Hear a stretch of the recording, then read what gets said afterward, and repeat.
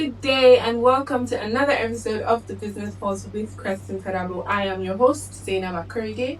It's wonderful to be here on another edition. And today I'm joined by two people who are actually joining for the first time. So I have two experts from our audit and assurance function here at Kristen Karabo. I have Olain Tom and Ayodeji. It's so wonderful to have you both here. Thank you for being here. Nice to be here. Pleasure. So today we are talking all things IFRS 18, and the experts are here to talk to us, let us know what it is, the implementation, and all that. So we're going to get right into it, and we'll start with you, Olaiton. Okay. What is IFRS 18, and when does it take effect in Nigeria? Well, thank you for having me, Zainab. IFRS 18. We say presentation and disclosure. So the way we have IS1, because we still have IS1, IS1 is more of presentation of financial statements. The old Bible, the rules and regulation of how we should present our financial statements, IS1 speaks to that, and we currently still use it.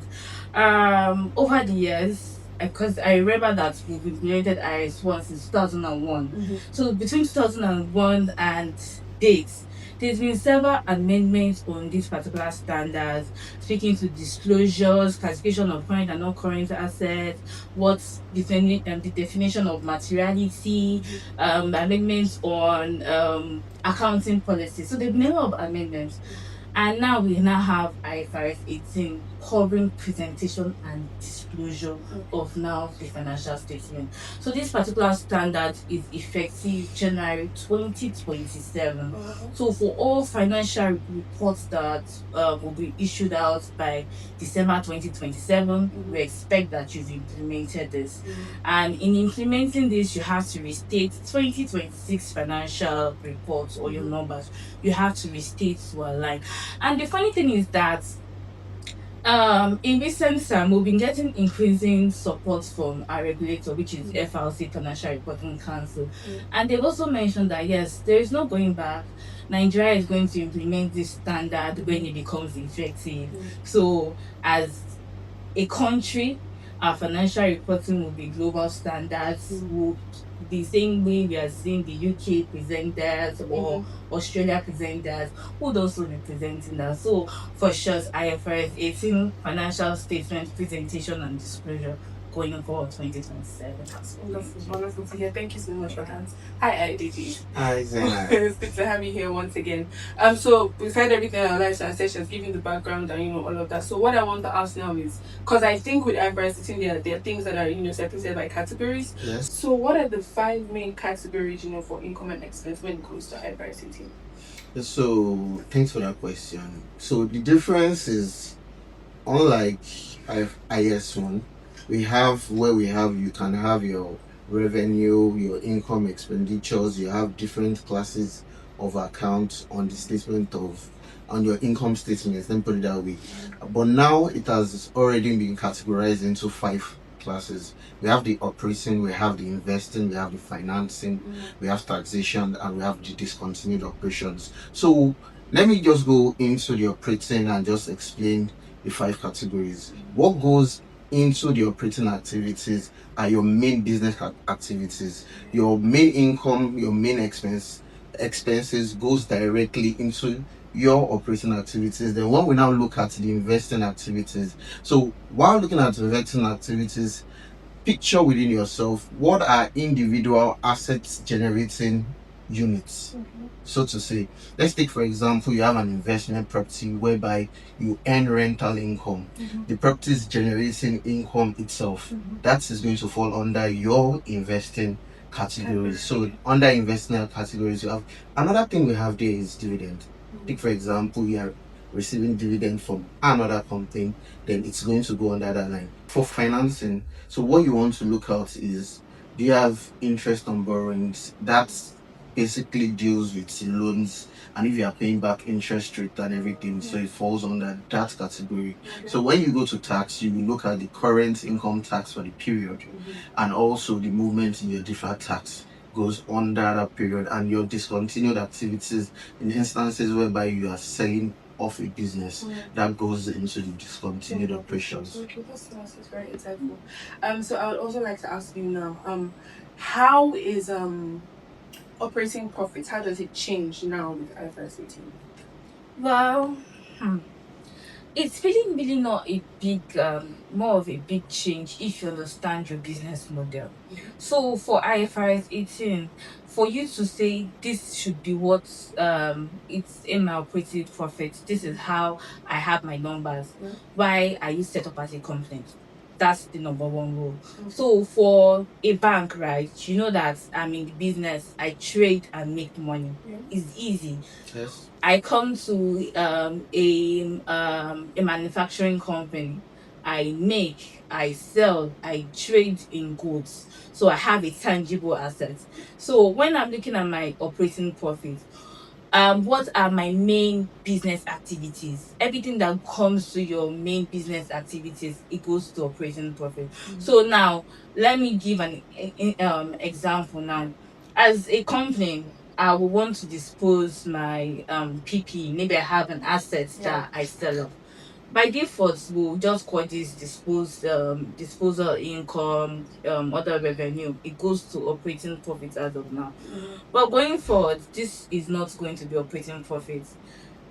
This will be called investing. It will go under investing activities. We look at FX, foreign exchange gain or loss. For some companies, they've always merged foreign exchange gain or loss on borrowings and foreign exchange gain or loss from cash and cash. They've merged it together as one, and most likely you will see this under operating activities as of now. Going forward, you have to split this. For foreign exchange gain or loss from borrowings, it has to go to my finance cost. My foreign exchange gain or loss from my cash, or my foreign exchange gain or loss because I translated my receivables or payables as a manufacturing company. This will go under operating activities. So by default, as an entity, why are you in business? When you understand the main reason or your main object clause, when you understand the main reason why you're in business, you will consider all revenue, all expenses that are related to those activities. For all of that, it goes to operating.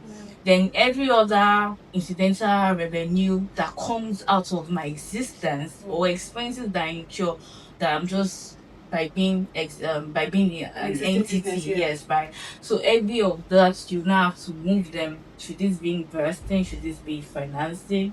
You have to disaggregate going forward. Wonderful. Anything you want to add? She has quite expanded. So let me just say this. So what she has just said is the main business activities. So she had already said you as a business, you just have to understand what is my business model. That's very, very important. And you want to know, why am I in business? What do I do? What am I selling? What do I have to buy to sell whatever I am selling? So those are the operating activities. What would keep me in business? Just picture it that way. What's going to keep me in business? Take for example a manufacturing company. You intend to sell, let's take for example soap. You have to purchase some direct materials. So those direct materials and what you intend to use it to produce would form your operating activities. So whatever revenue you are getting from that line or that activity, or wherever cost you are incurring to produce that, that's going to be your operating activity. Wonderful. The word manufacturing has come up so much, and it picked a question in my mind. So I want to ask you. So for with this IFRS 18 now, how does it differentiate banks, from manufacturing companies? What's that disparity? What marks the difference with those two entities? Okay, let's take for example normal entities. Let me just classify. I'll be classifying other entities and I'll be classifying, let's take for example banks and insurance separately. So for other entities, their main business activities, let's take for example manufacturing, as we've just discussed. Manufacturing, their main business activities. So let me bring out a line item that you might most likely see in a manufacturing company. Let's take for example interest on loans in a manufacturing company. So interest on loans would in a manufacturing company would be under the financing line item. But when you go to a bank, what is the main operation of a bank? That's the first question. Going back to the main business activity, why was a bank actually established? What are their operations? So they give out loans, they get interest. Yeah. Rather than it falling under financing in a bank, it is going to fall under operating activities. Okay, that's it's kicking my brain. So now that's where it's coming in. And there are some also, let's take for example, for insurance. You have the insurance premium. Those things in other places you might probably want to say, oh, these things we are doing this to finance a project in a manufacturing, but those are their core business activities. All those things are going to fall under the operating activities. So in addition to that, right? Yeah. In a bank, the way I give out loans, I will earn interest. All those, I will also give out interest to my customers. To me, it's an interest expense as a bank. So in a bank, my interest expense will go under operating activities. But every other company that raises funds, whether through borrowing, I raise capital, right?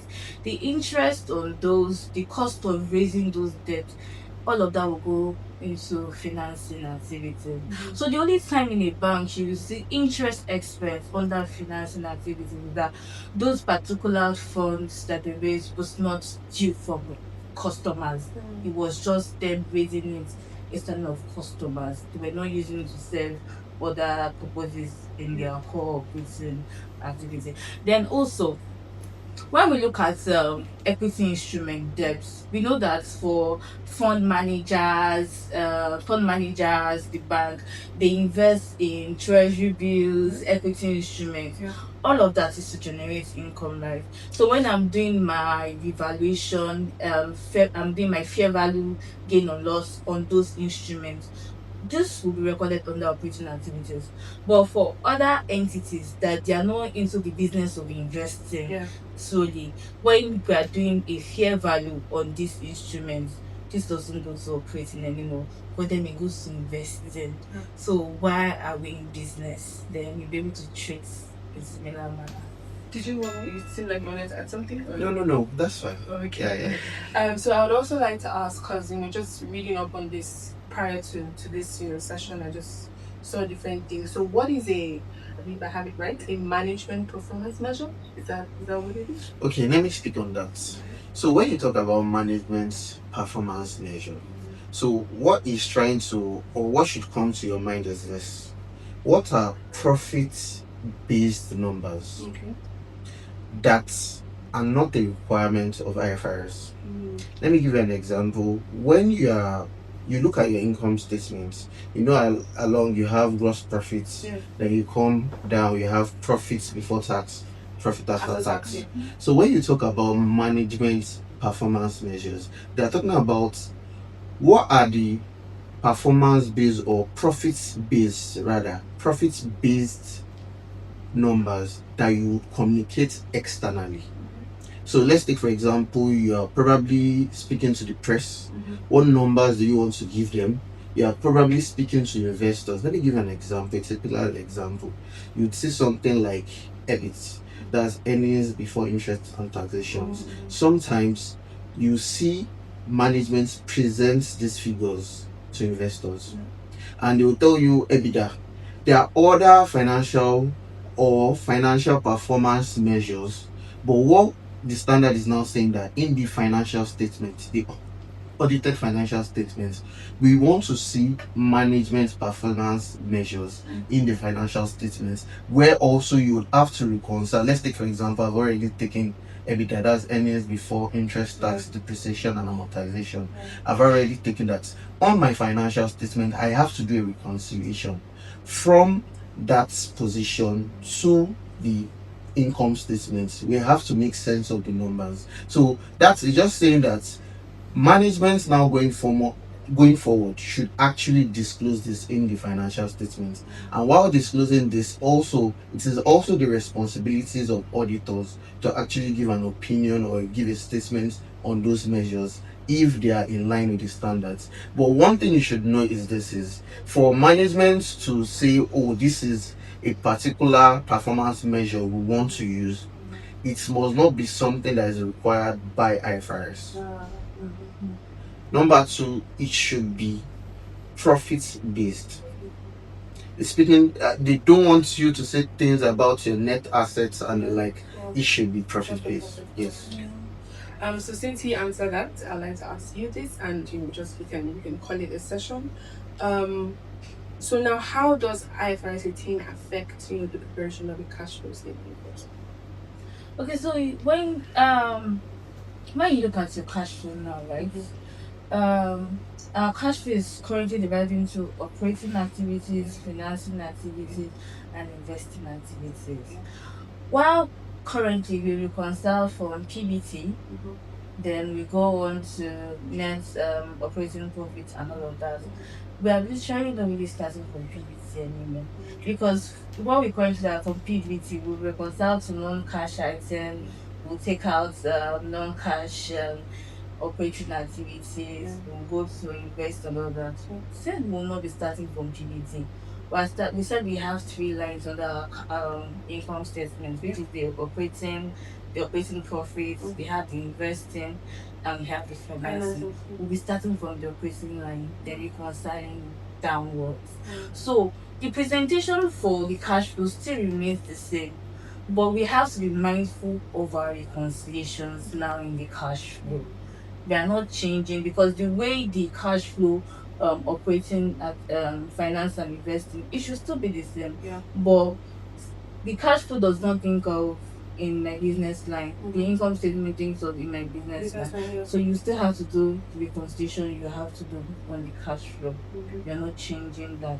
But where you're starting from is different. So let me just add to what she has said. So the standard is definitely not changing the statement of cash flow. But then again, there have been several issues that happened previously. So when they were reviewing, I think they did a survey of over 100 companies and they picked their financials. They went directly to their statement of cash flows and okay, let's first see what methods do they use. Let's say the direct and indirect method. Now using the indirect method, you'd see a lot of people use profit before tax, profit after tax, operating profit, and all those things. But now what's the standard is IAS 18 is saying, IFRS 18 is saying now, what IFRS 18 is saying now is this is, you have to start from your operating income or expense. That's the baseline for indirect method. Which is what she just said about starting the Yes.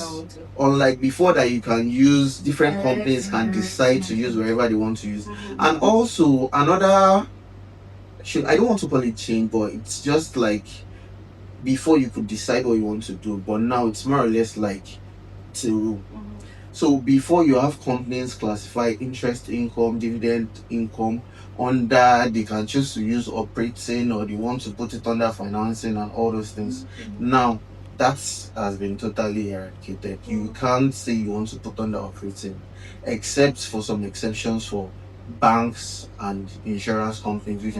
But when you talk about dividends paid, or let's say like interest paid and dividends paid, those ones will fall under financing, while interest received and dividends received would fall under investing, unlike before. That's just has been so wonderful. And just a final question to both of you. What would you say companies have to prepare for right now before 2027? Before 2027, you have to review your chart of accounts. Yes, because we know we all use a number of ELPs, and ELPs has been molded into the way we want to report our reporting structure.